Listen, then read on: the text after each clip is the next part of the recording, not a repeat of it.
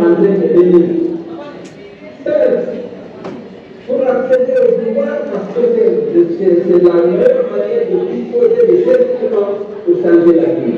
Mais en attendant, pour exiger que soient respectées les règles établies, les droits humains et les libertés fondamentales, les principes de la démocratie et de l'état de droit. Donc notre lutte, c'est contre toutes les pratiques contraires à ces valeurs. Nous voulons que les Guinéens exercent pleinement leurs droits et libertés, y compris ceux de choisir librement leur dirigeants, aussi bien au niveau local qu'au niveau législatif, au niveau de l'exécutif. Vous le savez, nous avons soutenu et fortement leurs militaires lorsqu'ils ont pris le pouvoir. Nous avons soutenu parce qu'ils ont décidé un discours qui correspondait à nos valeurs. Ne dit pas dit qu'ils allaient mettre fin à l'instrumentalisation de la justice, au piétinement des droits et libertés des citoyens, et qu'ils allaient organiser avec diligence le retour à l'ordre constitutionnel en remettant le pouvoir à celui que le peuple aura choisi. Non dit pas dit que dans l'action publique, il ne serait guidé que par une seule boussole, la justice et le droit. Aujourd'hui, après 3 ans et demi d'exercice du pouvoir, lorsque vous faites le bilan, quelle est la règle? Elle est toute différente des engagements pris lors de la prise du pouvoir, mais également aux dispositions de la charte de la transition. La charte de la transition, qui stipulait dans les articles 8 et 19 qu'aucune situation d'exception ne pouvait justifier la violation des droits humains. Le premier droit de l'homme, c'est le droit à la vie. Combien de gens ont été abattus parce qu'ils tentaient d'exécuter un droit fondamental, c'est de manifester dans les rues et sur les places publiques. Il y a plus de 60 jeunes qui ont été abattus sur l'axe, qui n'ont eu droit à aucune justice, à aucune compassion, à aucune enquête pour justifier et déférer devant les tribunaux conformément à la loi les auteurs et commanditaires de ces crimes. Où sont aujourd'hui Fodé Kemame, Bileba, Marwan Kamara,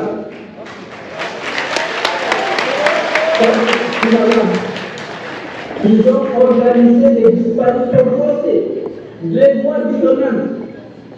Ils n'avaient pas d'armes d'État, mais ils ne faisaient que critiquer les dérives de la transition. Aujourd'hui, nul d'entre nous ne sait que si ces messieurs sont vivants ou morts. Alors on a tendance à dire que l'UFDG est contre la chose. On n'est pas contre une personne. On est contre des pratiques liberticides qui privent les Guinéens de leurs droits, le droit à la vie, le droit à la liberté d'expression, d'association, de réunion. Avant d'accepter le pouvoir, nous avons décidé d'exiger le respect des droits et libertés des citoyens conformément au discours décliné lors de la prise du pouvoir et conformément aux dispositions de la charte de la transition. C'est ça le défi. Ceux qui sont fatigués de défendre ces valeurs, comme Fodé l'a dit tout à l'heure, mais qu'ils peuvent partir. Nous sommes des libéraux, nous sommes pour la liberté de choix. C'est pourquoi les citoyens choisissent leurs dirigeants. Mais chaque homme est libre de choisir. C'est ceux qui ont construit ce combat avec nous jusqu'à maintenant, qui sont fatigués. Ils pensent qu'il faut aller à la soupe pour aller ailleurs pour se reposer, mais qu'ils le fassent et qu'ils nous laissent tranquilles. Nous sommes des hommes de conviction, des hommes d'honneur qui nous battons pour la vie. Pas pour une entité donnée, pas contre un parti, pas contre un homme, mais contre toutes les mauvaises pratiques que nous avons vécues et qui étaient contraires, comme on l'a rappelé, aux engagements de la Charte. Il veut aujourd'hui confisquer les droits, museler la presse, organiser des disparitions forcées, tuer des jeunes de moins de 20 ans, parce qu'ils voulaient juste manifester leur mécontentement et revendiquer le respect des dispositions de la charte de la transition que la Charte elle-même a élaborée et qu'elle nous a imposée. Mais elle était bien rédigée, on a décidé de nous joindre à elle, à la jeune, je vais dire, pour défendre cette charte de la transition. Mais aujourd'hui, il faut oublier ça. Avec dignité, que ces disparitions forcées, ces violations des droits de l'homme, ces assassinats de jeunes, les morts suspects dans les prisons, comme celle du général Saliba, comme celle du docteur Djebaté. Il faut aller soutenir ça, mais puis je ne peux pas faire ça. Ceux qui sont fatigués de la lutte peuvent se reposer. Il faut aller soutenir cette pratique liberticide. Nous avons les certains, vous posez certains se posent la question, est-ce qu'on a raison? On a vu des collaborateurs défendre ces valeurs, condamner ces dérives avec une éloquence respectable. Ils avaient, par leur discours, suscité le soutien de nos militants. Aujourd'hui, ils changent. C'est le droit qu'ils laissent les déchets s'ils veulent aller soutenir ces pratiques. La mort sans justice de plus de 60 jeunes, des assassinats extrajudiciaires. S'ils veulent aller soutenir le retrait des agréments au radio, s'ils veulent aller soutenir la disparition suspecte en détention des personnalités civiles et militaires, s'ils veulent aller soutenir la volonté de commettre un parjure, parce que vous savez bien que la jeune a pris l'engagement et elle a réitéré à plusieurs reprises de ne pas se présenter, de ne pas autoriser la candidature des membres du gouvernement, du CNLD et du CND. C'est écrit en noir et blanc dans la charte de la nation que le chef de la jeune a juré de respecter devant la Cour suprême, devant toute la presse nationale, devant le peuple de Guinée. Nous sommes à l'UFDG, nous sommes nous nous battons pour le respect de la parole de Dieu. C'est que mais à l'UFDG, nous resterons fidèles à ça. Il faut défendre la parole de Dieu. Il faut défendre le serment. Lorsque vous prêtez librement serment, il faut respecter votre serment. Parce que nous avons besoin d'avoir la tête de ce pays, de sorte de respecter la parole de Dieu. Parce qu'il ne sert absolument à rien de jurer de respecter une constitution, une charte de la transition, les lois de la République, et lorsque le lendemain, vous faites le contraire. Nous ne pouvons pas soutenir cette pratique. Le parjure, nous ne le soutenons pas. Maintenant, nous pouvons être isolés. Parce que nous sommes, bien sûr, soutenus par une majorité importante des Guinéens qui sont attachés à ces valeurs. Mais une majorité qui ne s'exprime pas toujours. Elle est silencieuse. Mais, alors, la minorité qui veut soutenir la violation de ces valeurs, comme dispose l'argent de l'État, finance beaucoup de manifestations et les gens sortent. Alors que la jeune interdit les manifestations de celles qu'elle considère comme l'opposition. Elle considère comme opposition tout ce qui condamne la violation de ces valeurs et qui soutiennent le respect des dispositions de la charte, les droits humains et les libertés fondamentales. Nous ne sommes pas une opposition, nous sommes opposés à ces pratiques qui violent ces valeurs. Alors les gens se posent la question, est-ce qu'on a raison d'être à l'UFDG? C'est vrai, nous touchons. Là-bas, il y a la structure, il y a des avantages, il y a des postes à offrir, il y a de l'argent à distribuer. Mais nous avons choisi d'être fidèles aux valeurs de les femmes pour que le peuple Guinée soit monté de la culture. Et c'est partout où ils sont. Et Dada, Panama,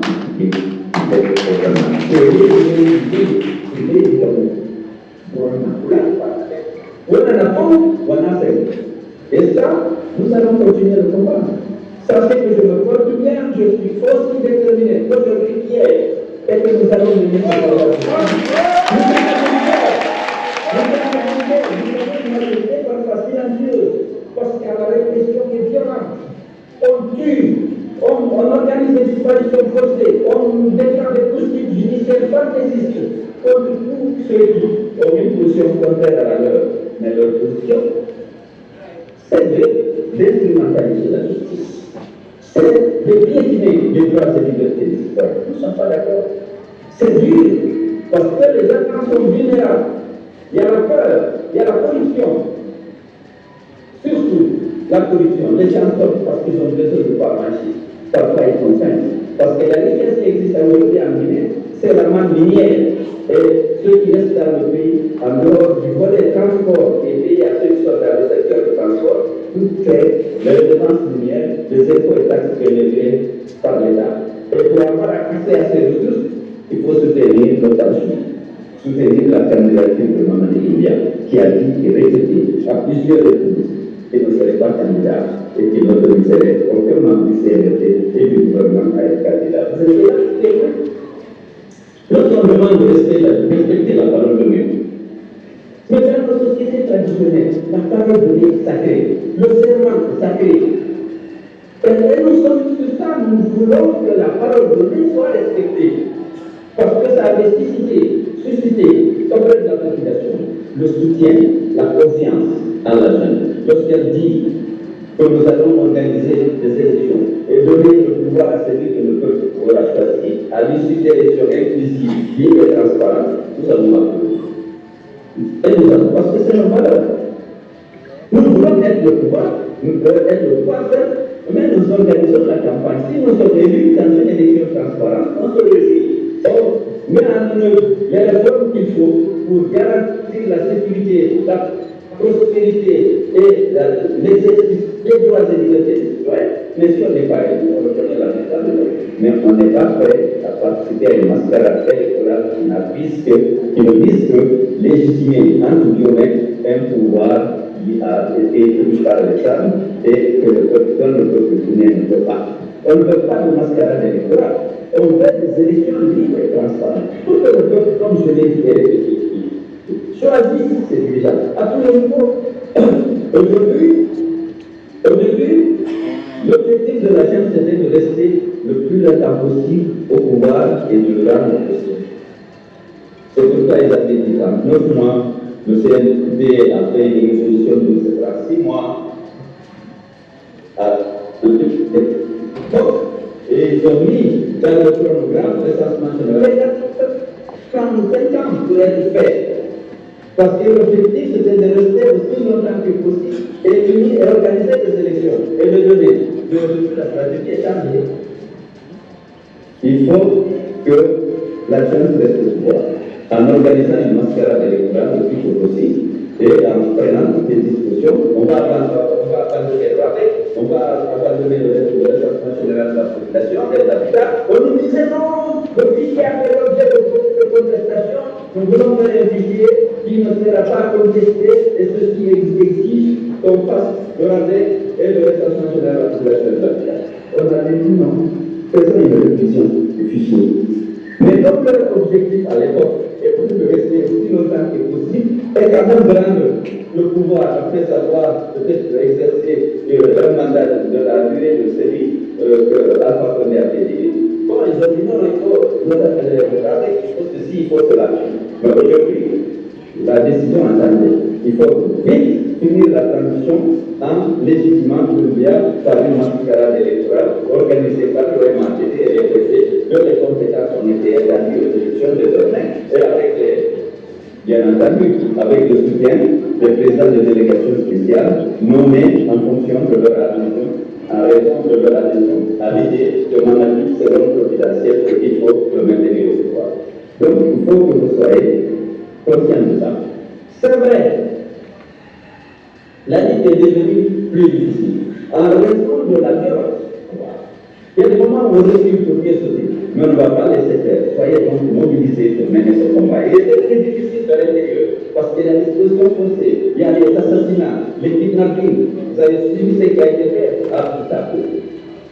Vous avez suivi ce qui a été fait jusqu'à maintenant. Parce que tous ceux qui veulent les déranger dans leur confort, de gérer ce territoire riche en mines, de le marché mondial a besoin que toutes les mines sont actuellement bien vendues. Tous ceux qui veulent le déranger dans cette position modernes dans l'aéroport. Donc, vous avez compris Il faut, ce combat est devenu difficile. Mais il y a des moments où il faut reculer, il faut venir sauter. C'est ce qu'on va faire. Mais on ne peut pas laisser faire. Et je suis fier de compter sur vous, de pouvoir mobiliser pour marquer votre soutien et votre détermination. Pour le faire, à traiter la question de ce qu'on a appelé le monde. Il ne faut pas dire plus.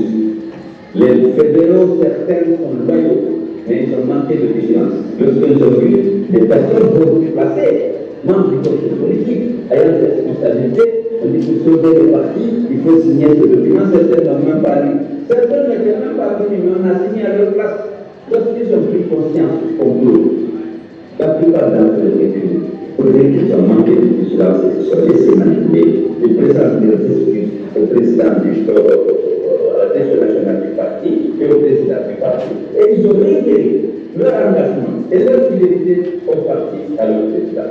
Là où il y a eu des résistances pour faire ça, évidemment, le bureau fédéral qui n'avait pas été associé, comme l'a dit le professeur de Soufana, ils ont retourné pour nous envoyer des messages, dire que ce n'est pas le bureau fédéral, c'est un homme, pour des raisons qu'ils ignorent complètement, parce qu'on a parlé d'argent, on a parlé de confusion, qui ont fait ça, et qu'eux, ils ne sont pas d'accord, ils se désolidarisent complètement du contenu de ce mouvement signé par le fédéral et qui reste fidèle à la direction nationale du PDG et à son président. Donc, que nous en avons parlé, je ne vais pas m'étendre dessus. Mais aujourd'hui, au-delà de ces décisions, où il y a eu la mise en œuvre de ce complot, aujourd'hui, c'est toutes les fédérations qui se mobilisent pour marquer et qui permettre leur soutien à la direction nationale du parti et au président du parti.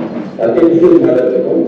Et donc, je félicite toutes les fédérations, je félicite les militants de l'UDG, soyez prêts, je suis là, je suis aussi déterminé. Et bien sûr que je ne peux pas abandonner les militants, parce que je suis un homme d'honneur. Dites-moi de mon talent. Merci pour tout ce que vous faites pour le parti.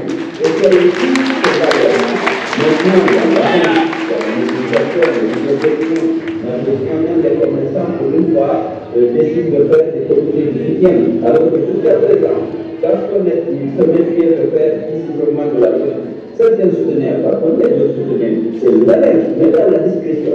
Maintenant, ils vont franchir les pas et faire tellement politique attaque comme ça, et naturellement, ils prennent des risques inutiles. Pour moi, j'espère qu'ils ne tenteront pas à se ressaisir et être plus discrets dans ce qu'ils font. Je comprends, ils ont besoin d'argent pour faire prospérer les affaires. L'argent n'existe qu'à dans les mains de l'État. Parce que cette manne minière n'est pas une génération de l'activité économique normale du pays, et donc c'est l'État qui perçoit, bien entendu, qui perçoit les redevances minières et pour évidemment avoir accès à ces ressources. Il faut être client de fournisseurs de l'État et les gens pour la part. Mais ils n'ont pas besoin de faire des comités de soutien pour soutenir le développement matériel providentiel et soutenir le parjure et la violation des engagements pris et les règles de la démocratie et de l'État. Alors, je voudrais encore une fois vous féliciter et vous demander de rester mobilisés. La victoire sera de votre côté, parce que c'est la société qui a. Nous sommes pour le respect de la parole. Nous sommes pour le respect des droits et des libertés fondamentales. Nous sommes contre les disparitions forcées. Lorsqu'on était victime Monique Manouché, Bilbo, Marwan, Sarah Sinaga, et nous sommes contre la fermeture des radios critiques. Nous sommes contre les kidnappings. Nous sommes contre les kidnappings. Tant que ces pratiques continuent, et tant que Bilboba, Monique Manouché, Bilboba, Marwan Kamara, et Sarah Sinaga ne sont pas libérés, nous allons continuer à revendiquer leur libération. Voilà, nous sommes pour le respect des droits humains. Les 60 jeunes qui ont été abattus à la justice, il faut qu'on leur ait droit à la justice. Il faut qu'il y ait des élections transparentes dans le strict respect des dispositions de la charte de la transition, notamment les articles 46, 55 et 67. Je vous remercie pour votre patience. Vous pouvez compter sur moi, je compte sur vous. On ne décide pas, on continue à se battre. Merci.